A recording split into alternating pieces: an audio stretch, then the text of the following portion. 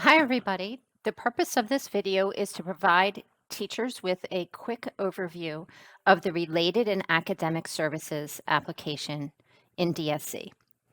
To give you a little bit of background information, I am using a testing site to do the video. So you may see some data that looks a little bit weird, but that's okay. You won't see that when you're actually using the system. The test site gives us the ability to enter data, test it, that sort of thing. A little bit of background on the Related and Academic Services application. It's actually, we renamed it. It used to be called Related Services and was primarily used by related service providers. The teachers in Colonial, the first teachers that will be using it for the start of the 2021-2022 school year.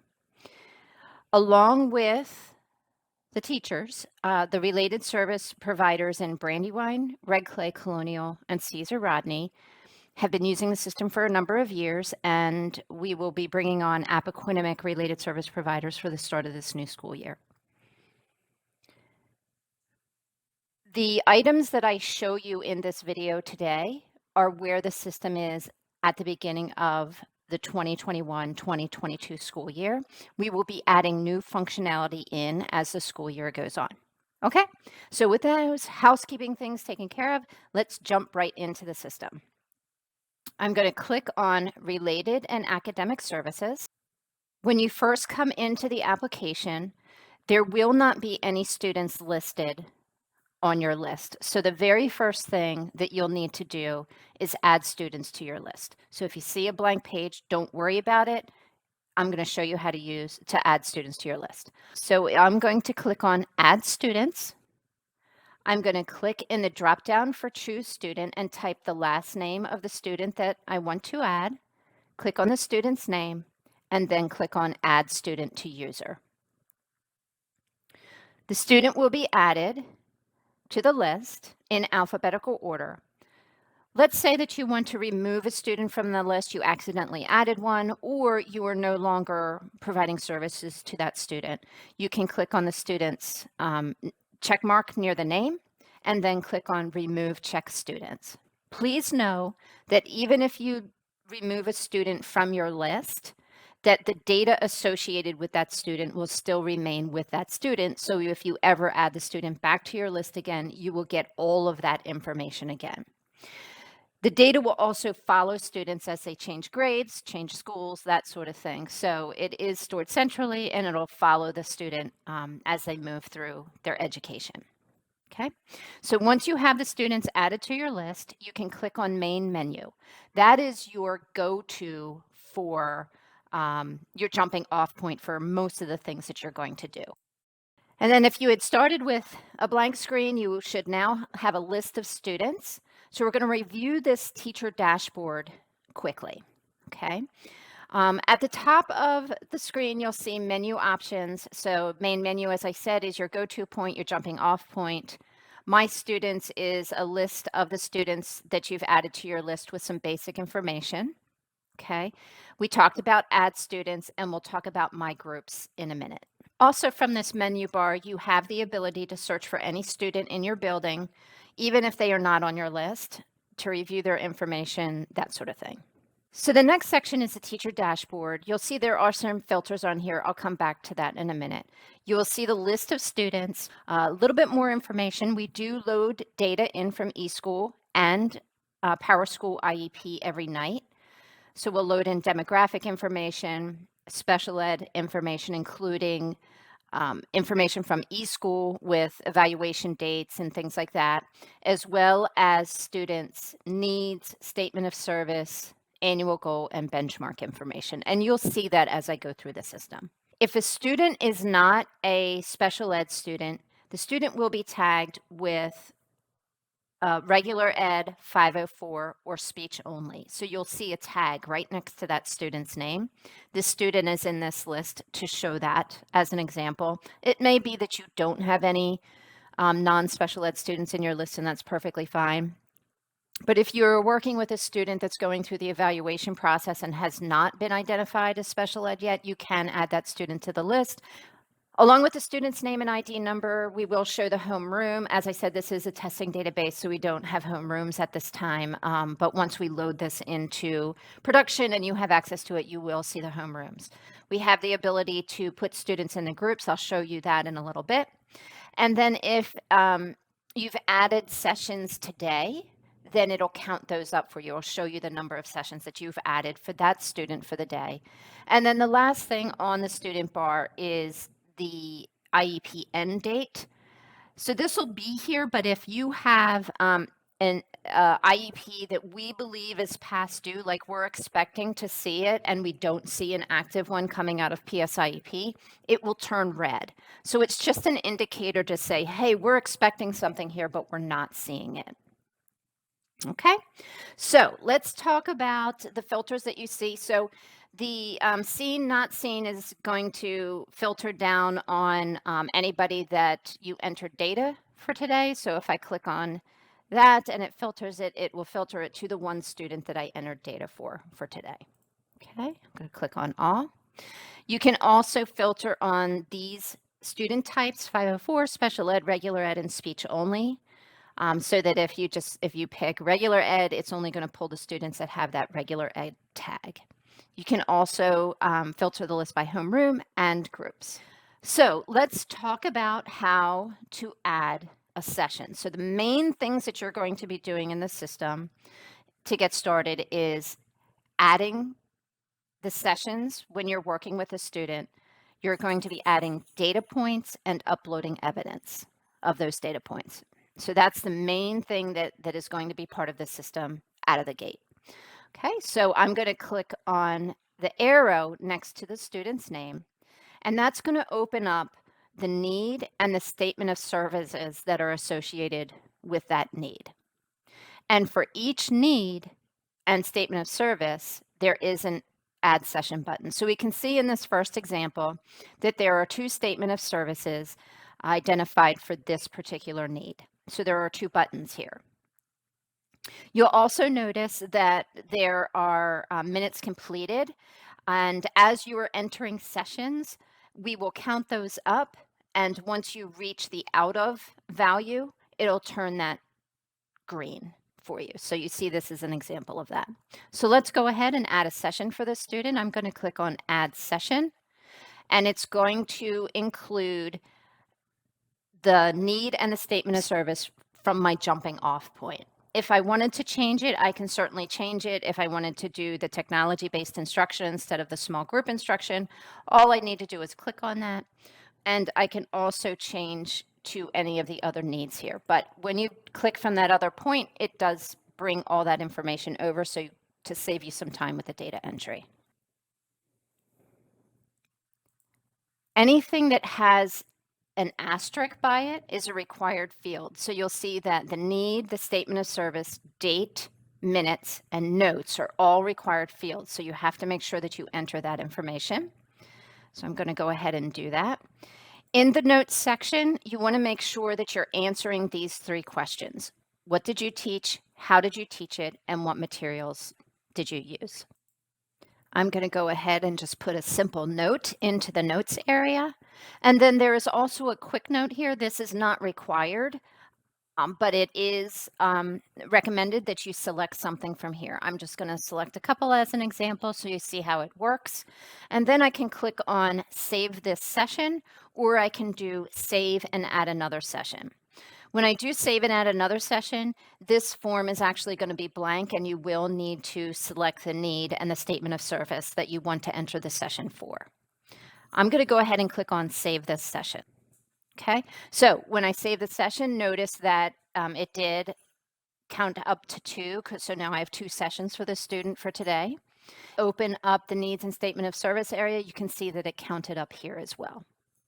Okay, so the next thing that you may want to do is add a data point. So you can add a data point right from here. If there is a configuration that you'll need to do, which I'll show you in a minute, but if you've set those up, then you can add a data point right from here. So I'm going to click on add data point. You will need to pick the data point. So I'm going to pick add and subtract with 1000. I will explain what this means, why there are 2 data points set up for this particular goal in a little bit. So I pick the data point, it shows me what the annual goal is, and I'm going to enter the value. So I'm going to enter 50%. I'm going to pick today's date, and I'm going to enter a note about what happened with this assessment. For now, I'm just going to enter something very simple. With the data points that you enter, you also want to either include a link to the document, the student's evidence, or you can upload a file. Then navigate to the file that you'd like to upload, click on that file, and it'll load it to the data points data entry screen. Now, if you determine that you accidentally uploaded the wrong file, you can always delete it right from here. Just click on this little trash can. And you can also upload more than one file. It doesn't have to be just one. You can upload multiple files if you need to do that. And then you'll click on Save Data Point or Save and add another data point. I'm going to click on Save Data Point. Okay, and that will take you back to the main menu. From the dashboard, you can also configure data points if you don't already have them set up. So let's take a look at that. So for this student, the math problem solving data point has not been configured, so we're going to click on Configure Data Point. I'm going to take a quick look at the annual goal and see if there's any keywords in here that I want to use to name my data point. In this case, I'm just going to type in math problem solving. I do see that it is a data point that is using percent to evaluate, so I'm going to click percent as the goal type. And then I need to fill in all of these fields here. So the easiest way to do that is to actually click on the numbers associated with each one. So this is the annual goal. If I click on the 85, it's going to pop into the annual goal field. And then I can click on the 40, the 55, the 70, and the 85 to fill in the rest of the benchmark goals. Once that's done, I'll click Save, and it'll return me back to the dashboard, and I can click on that student again, and now we see that it says Add Data Point. Rather than Configure, I can click on Add Data Point and enter the information.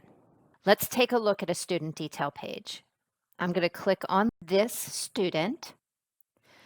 And you'll notice that at the top of the screen, we have basic demographic information in this blue section on the demographics bar. This comes in from eSchool every night. So if a student is added to eSchool today, we pick that student up overnight and you'll have access to that student, and all of the data is current, is updated every night. We're also pulling special ed data in from the DOE special ed screen in eSchool. So as long as PSIEP is updating that information on a nightly basis, this should be accurate. We're also showing you the providers that also have this student on their list, as well as any other teacher that has this student on their list, so that you know who is also working with the student. Above the demographic bar, there is a View Contacts button. If I click on that, it's going to show me all of the contact information for this student. And again, this comes in from eSchool every night. There will also be the student schedule, attendance detail, and attendance summary. Because this is a staging area, we don't have that information, but you will see that when you click on the contacts button. Anytime you see a student's name, you can click on that and it will take you to the student detail page. From here, you can also add a data point. Okay, and you can also add a session. When you add a session, you will need to select the need and the statement of service because it's generic. It doesn't have any information to fill in for you when you do it from the student detail page. Below the demographic information, we have the IEP and academic service information. The IEP that is currently active will be the default IEP, but you can switch to other IEPs historically, or if there is a revised IEP, there may be, you may see it in there twice and you may need to switch back. In here, we list all of the needs that are on the IEP. If I click on decoding single syllable words, I will see the goal and the benchmarks that are set up on the IEP. Okay. And that's for information purposes. The next section is the academic services. So you'll see all of the needs, and then you'll also see the statement of service. If it is blue, it means it's current. It will also have the word current right on the card. If we have past or future statements of services for a particular need, that will show up in gray as a gray card, and it will say past or future. I haven't seen many of those, but you may see them as you know, depending on the information that's on the student's IEP. Below that information is the goals and benchmarks section. So from here, you can configure a data point. If I click on configure data point, it'll show me the data points that have been set up, but I can also configure a new one. It's the same screen that you saw earlier in the training. I'm going to go ahead and explain why there's more than one data point set up for a couple of these needs. If we take a look at VCE, you'll see that the data point description is VCE. It is a percent, and then all of the annual goal is set up around VCE only. So notice that as the school year goes on, the percentages go from 75 to 90 to 20 to 40. What we're but it's evaluating different things as the school year goes on. What we are recommending at this point is that you set up more than one data point to capture the different parts of the goal. So this one specifically addresses VCE and is only set up for the first 2 marking periods. This one is set up for CVC and is set up for the 3rd and the 4th marking period. Okay, so this way the graph will look more normal if you're showing it to parents, that sort of thing. It'll show that there is growth and not this drop off that happens. So as of right now, we're recommending for those types of goals that have different things that are being evaluated within the goal that you set up more than one data point. Hopefully that makes sense to anybody.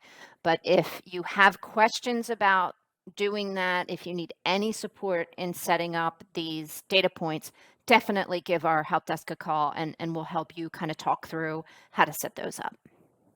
I'm going to go back to the student detail page and scroll back down to the goals and benchmarks. We talked about configure data point. Now let's take a look at the graphs. So what we decided to do is just list the needs, and then if you click the arrow, we'll display the graphs that are set up for that particular need and data point. So this is decoding single syllable words, the VCE. Okay, so as you enter data, it will automatically graph it onto this chart. So let's look at some of the elements of this chart. The gold stars are the actual marking period benchmarks. If I hover over it, it'll tell me which marking period, the date range, and the goal that was set, and then also what the benchmark description is. Okay. For the data points, if you hover over them, it will show you the details about it, that data point, who entered it, and if I click on it, it will allow me to modify that if I'm the one who created it. Okay. So let's go back to the chart. If I was not the one who entered it, and I click on the data point, it'll be read only. Okay. If you want to take a closer look at the data that is on the chart, you can select that section and it'll zoom in to that area so you have maybe a better sense of what's happening with that student. And then click reset to zoom back out. You'll notice there is a trend line, that is the dotted line. So what this is should be telling you is how the student is trending up, neutral, down, that sort of thing. So even if a student's data points are similar to this example, the trend line kind of tells you what the trajectory is for that student reaching their benchmark goal. If you wanted to, you could remove sections of this. So if you just wanted to see, say, the trend line, you could take the sessions off if you wanted to. So these actually toggle those particular graph elements on and off if you wanted to do that. Chances are you're not going to do it, but it is an option.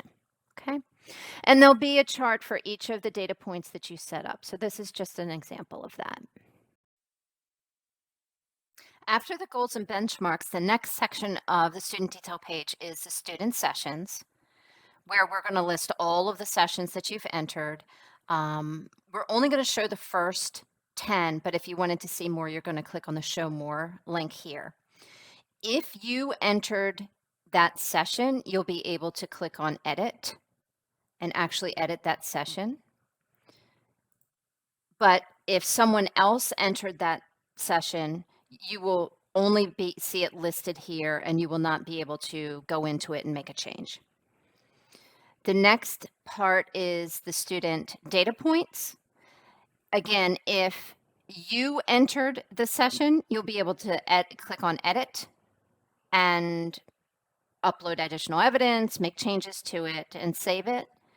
If you did not enter that data point, then there'll be a view link here so that you have access to the evidence if there's evidence uploaded, so that you can see what evidence is associated with that data point.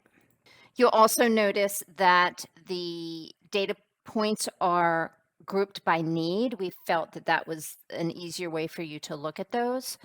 And it includes the session value as well as the annual goal value. You'll also see a link here if there is evidence that's been uploaded with the data point. And if you click on that, it'll take you to the edit page as long as you are the one who entered that data.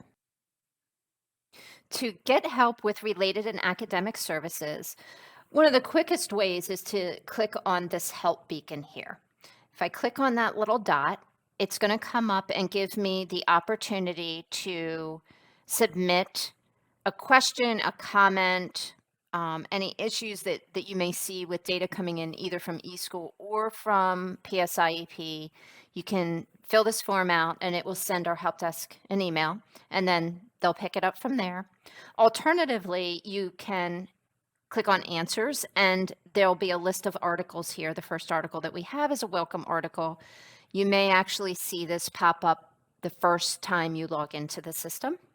And we will be adding articles here as we add new features to the system and that sort of thing. It will be the primary way that we communicate any training things that we think people need to know, like if there's recurring questions that are coming up at the help desk, we'll create an article for that and we'll push that out to everybody. Or if there's updates, we'll create an article for that and we'll push that out to everybody. So this will be kind of the primary way for you to give us feedback and for us to give you new information. If you have opened it up and you want to close it out, just click that X. In addition to the help beacon, you can also contact our help desk by calling at 302-504-7222.